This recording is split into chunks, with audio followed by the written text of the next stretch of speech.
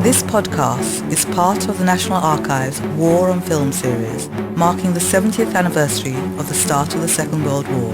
Download more podcasts at nationalarchives.gov.uk. The Great Escape is one of the most oftenly repeated Second World War films, and it depicts the true story of a large number of Allied airmen who escaped from a prisoner of war camp, Stalag 3, in Poland in 1944.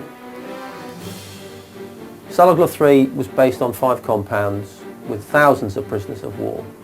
What the Germans had actually done was to gather together a lot of very experienced escapers and attempted escapers into one basket.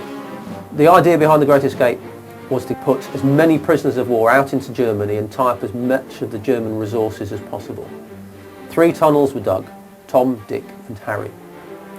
During their excavation, Tom was discovered, so the escapers carried on with Dick and Harry. Eventually, Harry was chosen, and in March 1944, 76 men got out of the tunnel before the tunnel was discovered. The plan was for 160 officers, with 40 in reserve, to escape during darkness on the night of 24th and 25th of March. Those to go first were selected by an escape committee. They were men best suited for the escape, such as those who spoke German fluently. The rest were chosen by ballot. The escapers were told not to carry identification discs, because it was thought that if they were caught near the camp, they could for a short time pretend to be foreign workers from a neighbouring labour camp. Most of the escapers decided to travel in pairs, and they chose their own partners.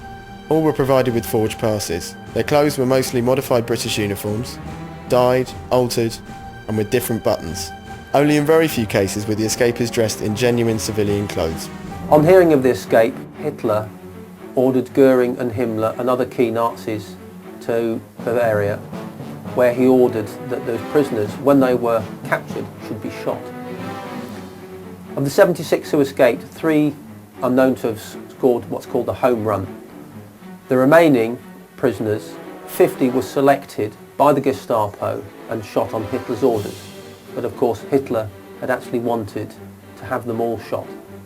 To get an idea of more information about the Great Escape and the selection process whereby the 50 were selected from those who were recaptured, visit the National Archives and look at the documents on the National Archives website. This podcast includes images and extracts taken from records at the National Archives and is copyright of the Crown.